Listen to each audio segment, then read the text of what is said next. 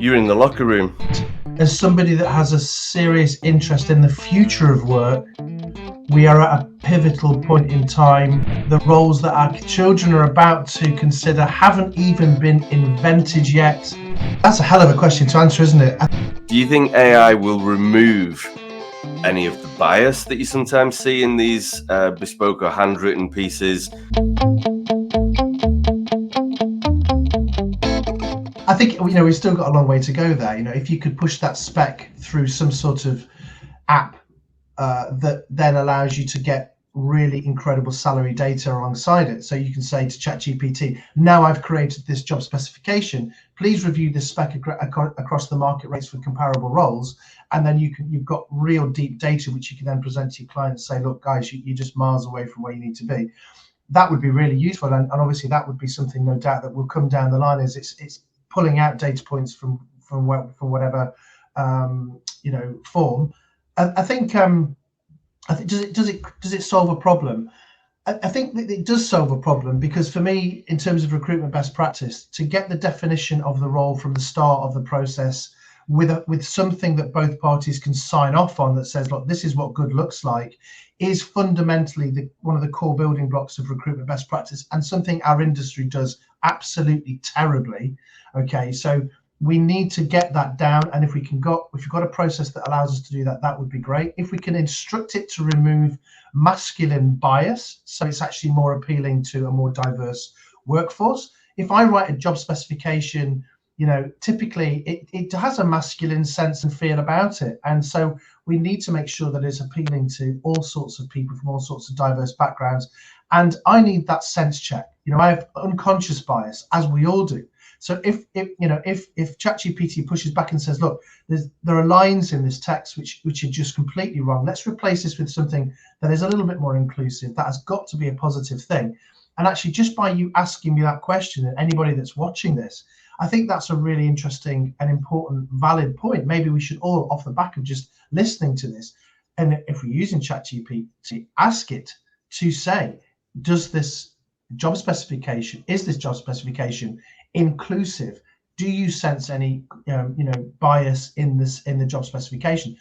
There is no doubt some clever person right now, some little coding wizard out there, who is building something along the lines of that. And part of some of the ideas that I've got for our new website will look at addressing some of those things.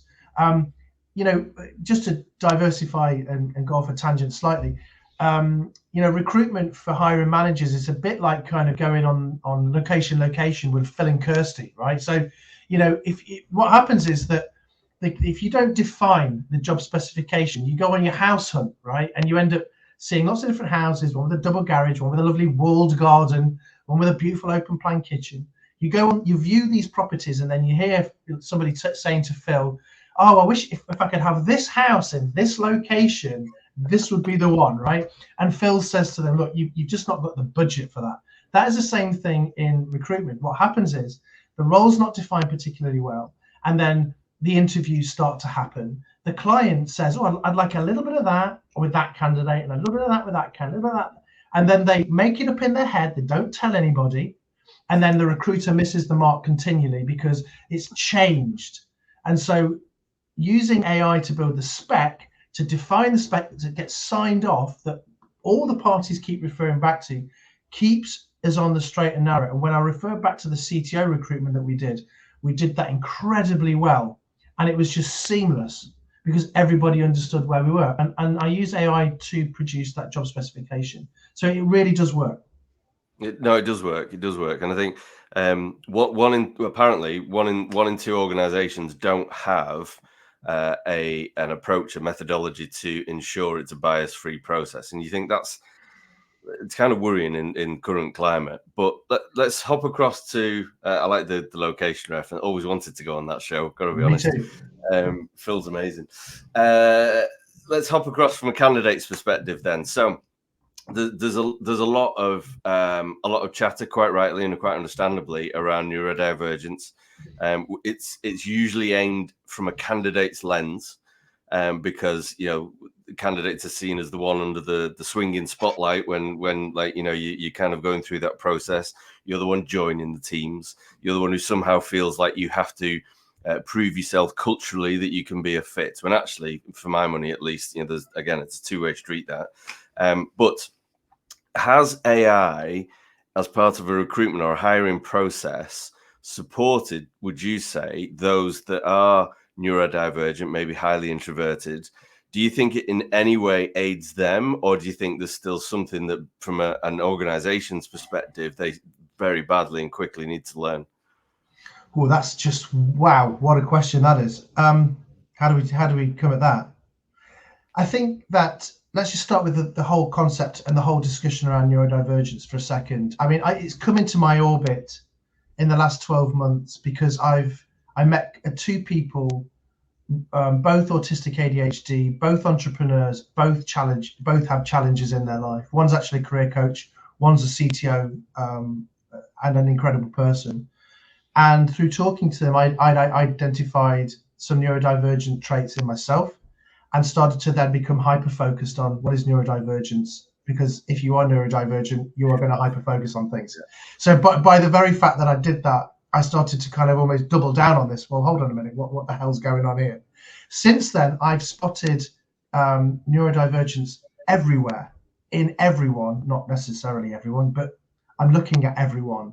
And seeing the world in a completely different way has been an absolute light bulb moment for me as a recruiter and as a human being. I'm spotting ADHD traits in so many people. People that I can see are suppressing their energy. They're wanting to talk. The classic ADHD side is continually cutting people off, wanting to talk because the thought will go into their head and then out really quickly. They've got to get it out. I mean, you might argue that that's just a normal human trait, but when you look at it at the extreme level, you start to sort of really get a sense of that. With autism in particular, one of the things is around missing some of those social cues. And in business and in recruitment, sometimes you can miss those things. And obviously in technology, when we talk about 20% of the population being neurodivergent, in technology, the percentage is much, much, much, much higher just by the nature of what we do in technology. And so it's everywhere. Now, the question is, can AI support and help people that are neurodivergent? The answer is yes, because what they can start to do is hopefully have some sort of awareness that they have a neurodivergence of some sort, but utilize AI to help them. So, for example, they may have some sort of interaction with a hiring manager or a recruiter, and they want to understand the best way to revert back to that. Now, somebody that may be autistic might give a very, very, very transactional, cold, single line answer because it's factual and it's logical, and that's what you asked me for that, and that's what you're going to get. Whereas it might be that if you're trying to kind of warm the relationship, that actually you need to do a little bit more than that. I'm actually coaching a young guy at the moment who is autistic ADHD. He's actually about to get into working in AI, weirdly. He's about to finish his degree. When I talk to him, it's just totally factual. There's nothing else there. It's just that. So I think that ChatGPT can probably help and support people with how they communicate and how they understand communication and how they respond to communication. Now, it's dangerous because you have to be your authentic self. You can't be like Mr. ChatGPT. So you have to have an awareness that, when you do work in a company, that you are going to have to be you. So that, like in anything in life, it's always about finding the right balance.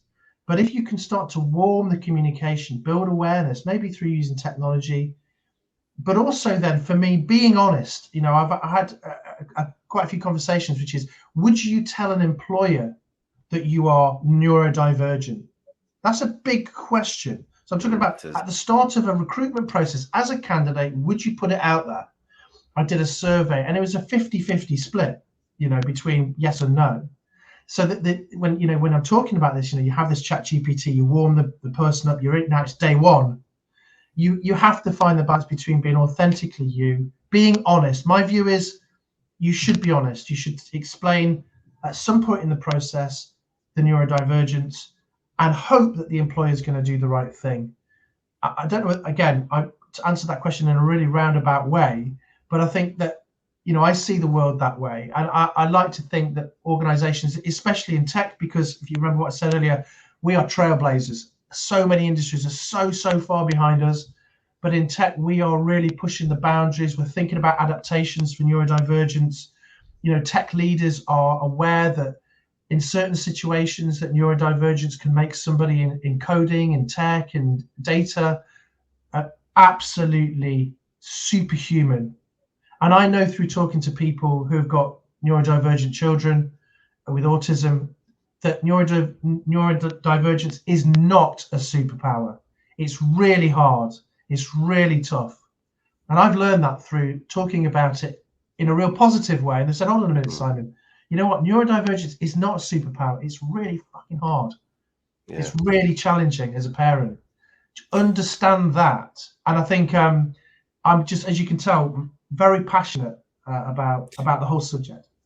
Yeah, and rightly so. And I think that there's a lot that people still don't understand, and unusually, I think in this sort of current climate of social media, and you can sit and surf through your platform of choice, and within 20 minutes you'll have covered a spectrum of things that cover everything from how to make cookies through to, I don't know, how to implant chips in people's heads if you're Elon Musk.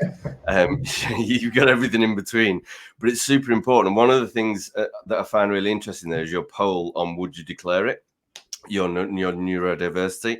And this is something that's close to my heart as well. But I think the worrying thing out of that is those that feel that they wouldn't is probably because they'd be concerned still about the reaction from an employer who kind of goes, oh, well, that's just going to be hard work. I don't know what to do with it. I don't know how to deal with that. And there are, and admittedly, hands up, it's only over sort of recent years where this has become much more in the spotlight, and you learn more about it, and through whatever personal links you kind of find that level of education, and you sit and look at maybe somebody who's quiet in a team, maybe in a big meeting, they don't necessarily contribute. Again, 20 years or so ago, it'd just be you're not saying anything, get up in front of this whole room, you're too quiet, don't like that, give us your opinion, I'm paying you for a reason, right? And that's just like, that's exploding lemon moment for some folks with neurodivergence, and you can't do that. And I think that the awareness and the understanding from an employer to not presume that just because somebody's quiet doesn't mean they're not contributing, or to not presume that they're not the class clown and all the rest of it and that comes with that, because actually that can swing the other way. It's about really assessing people's capability on a capability level, and that authenticity that you touch on, it's something I hold massively dear. I always try and encourage my team. I don't really care who and what you are. I genuinely don't. If you're doing the job that you're here to do and you're doing it in a way that shows that you care, that shows that you're passionate in some way, whether that's just through the code that you produce or the product that you produce or how you interact with people. Not all neurodivergent people are introverts. Not all, you've met one, right? Everybody's different, just like neurotypical, which I'm still not sure I get on with that expression. But anyway, I think there's still a lot of learning that needs to happen if we're going to turn that 50% into 100% of people who would declare it. Look, one of the things that's interesting, and I really got a sense of this. So when I got into the neurodivergence learning last year, I put a post out on LinkedIn about a situation that I'd experienced. At the time, I didn't really realize what it was, but I got feedback from a client that said, we're rejecting the candidate because he really struggled with eye contact. He stuttered, so we didn't really feel he had the right level of communication, skills. And we put him under pressure with some competency-based interviews, and he really struggled with it. So he's a no. And I ended up talking to him, and he then said that he was autistic. And I was just like, right, first of all, you don't know what you don't know. So the client had no idea. So I'm going to let them off. But secondly, just be aware that when you're interviewing people, it's not because they have some kind of human deficiency. It's not a disorder, okay? It is just because somebody is different. They're wired differently. I had something like 250,000 impressions on that post. I had people from all over the world contacting me. It's on my featured content section on my LinkedIn profile. I wrote it literally in a morning like that. You'd often do as a content sort of creator. I wouldn't say I'm a content creator, but if you create content, sometimes some of the best posts you do are just straight out your head, straight on and out, because it's completely emotional, and it goes out. And that really got me thinking about the whole interview process for a candidate generally, but also candidates that have neurodivergence, because I hate competency-based interview processes. You know, the idea that you have got to, go into the dark depths of your brain and pick out some example that you did 4 years ago that in some way demonstrates in that moment that you have done something that they want you to have done, right? I just think, I have the same view on exams. 2 years, you're feeling rotten on the day. You're feeling anxious on the day. You're feeling ill. You've had a rough night's sleep the night before because you're so anxious about your exam. You're not performing to your best. And in that moment, 3.5 hours is going to get you either an A, a B, a C, whatever it's going to be, right? It's just, for me, not the right way to assess people's capability, both the exam route, and I know that that's contentious subject, but also the interview route. We should be interviewing people based on values, behaviors, technical capabilities, but we want to be looking at them exhibiting those things in a different way, with tasks, with things that they feel that they want to invest in, some sort of gamification, which is, hey, you know what, you might not get the job, but hey, it was great fun.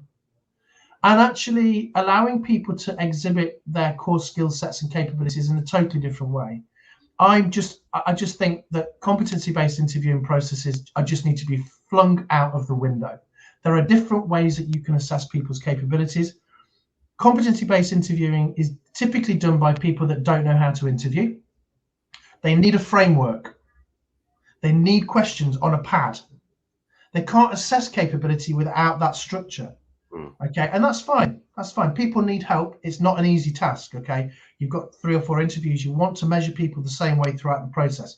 You need some level of consistency. But asking scary interview questions in that way, for me, is not the way it should be done.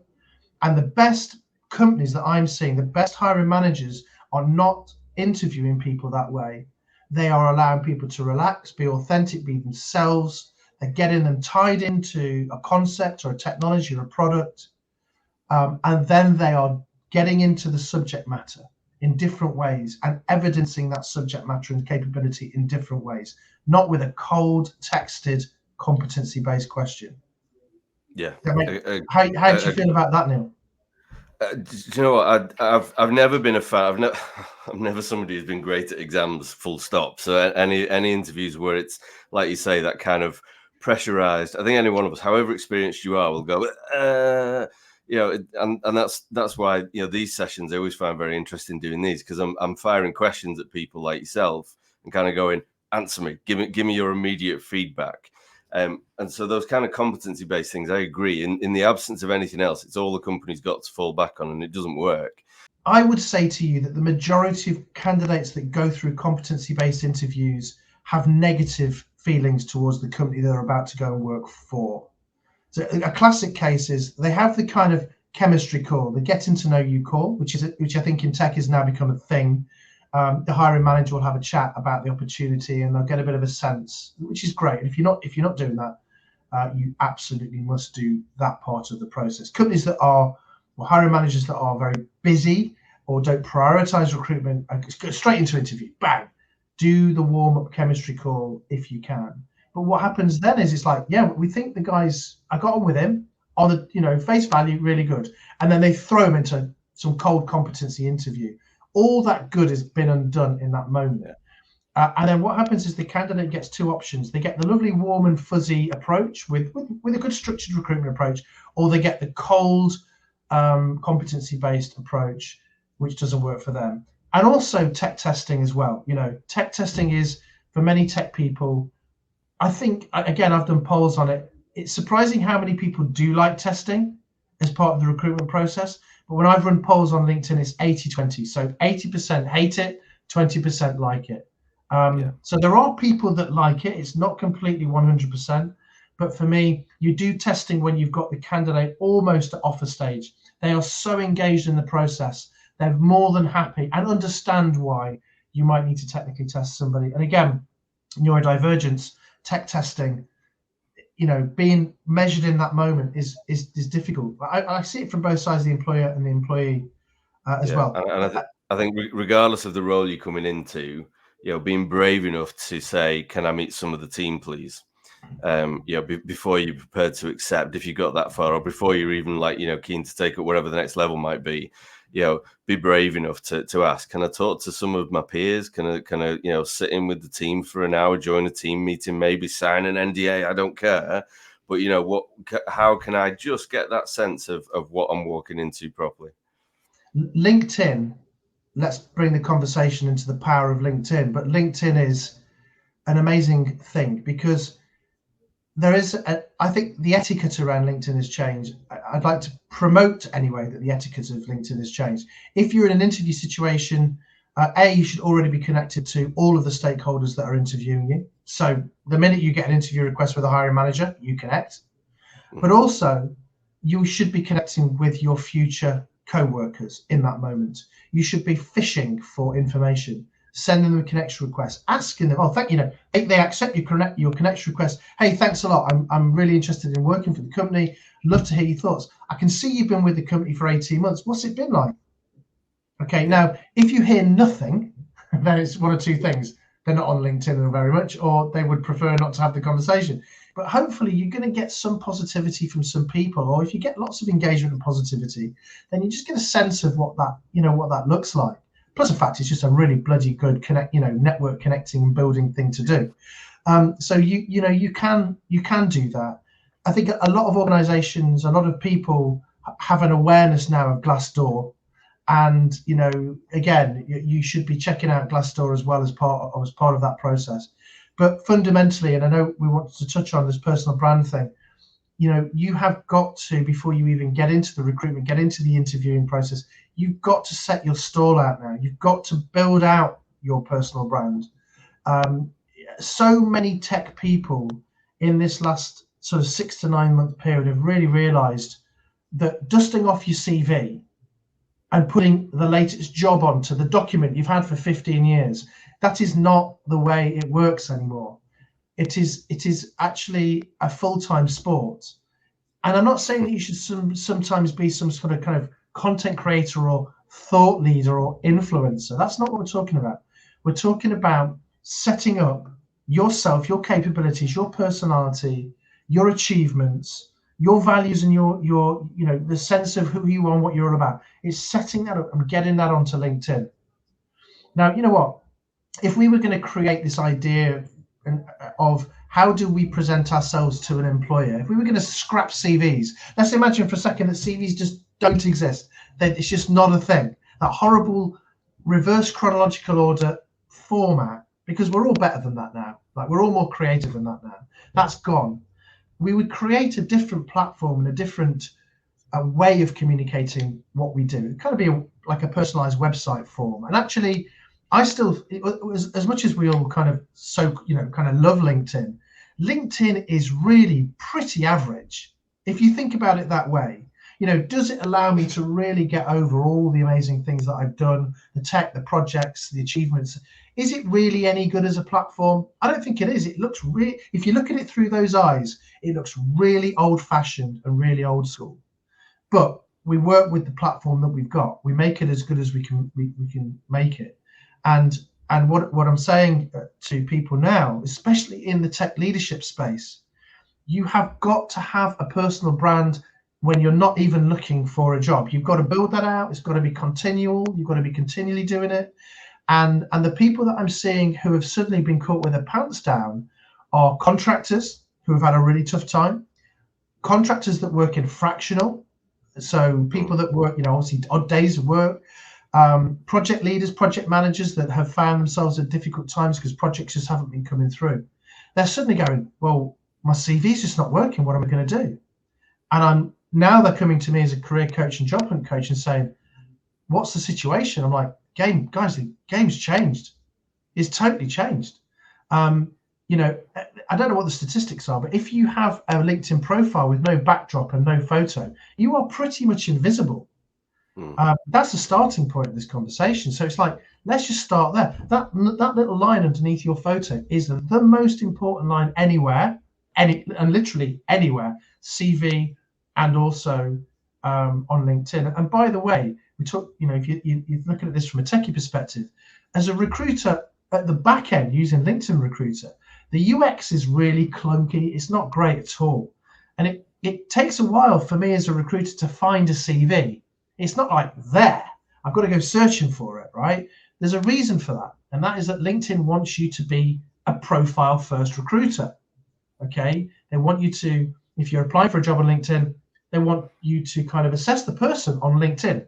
So you look at the LinkedIn profile first, and then you validate the LinkedIn profile with the CV. Okay. It's a really important point, that is, because if you think your CV is amazing, but your LinkedIn profile is a bit crap, you've got to flip it.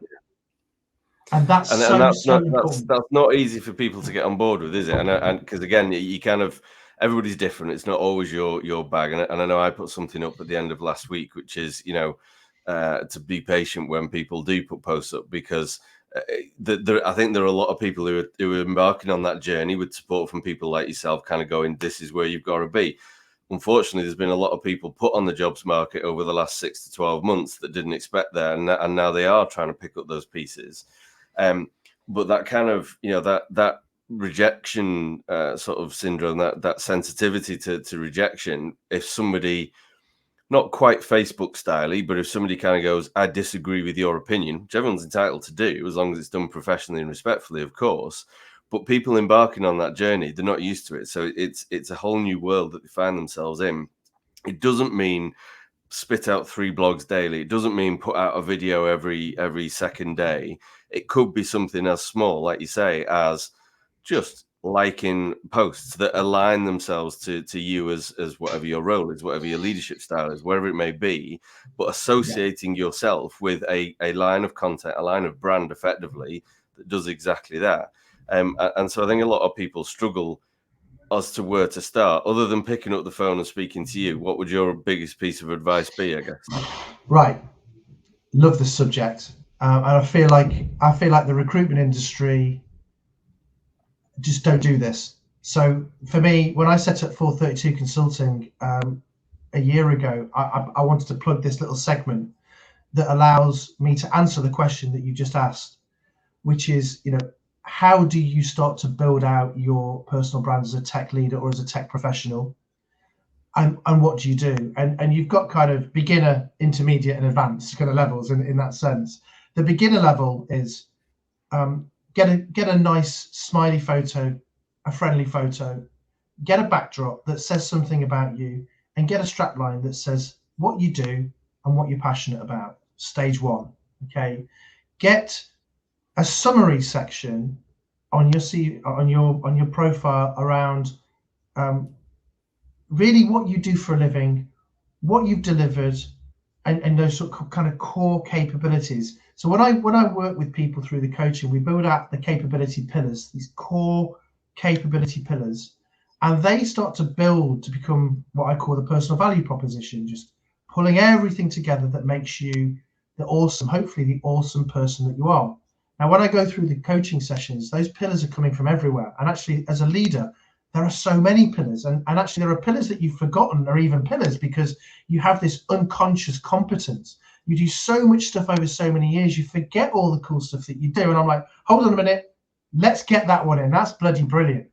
So within the process of building the personal value proposition, understand the capability pillars, we then start to build this kind of about section, which is where we start to get in kind of like the intermediate level, start to learn and understand and know about yourself. That's really, really important. Within that intermediate section of your LinkedIn profile and being visible, I use the rule of 3. So underneath the job, we have the rule of 3. Introduction to the company, introduction to the role, and then the role and responsibilities, the projects, and the outcomes or delivery that you're involved in. 3 things. It's amazing how many people on LinkedIn profiles do not state what their employer does. Okay. Now, what we have to do is click in the little logo, and then that takes us to the company. But a lot of people don't do that. So, big bit of advice for anybody. make sure you outline just for a sentence or two what you do. So it might be that I am working with a leading biotech biotech business. We're building out this product in this stack, and I'm responsible for this. It's a sentence and a half, but instantly I'm like zooming in on that. I've got a client that works in life sciences. I've got a client that works in a similar stack.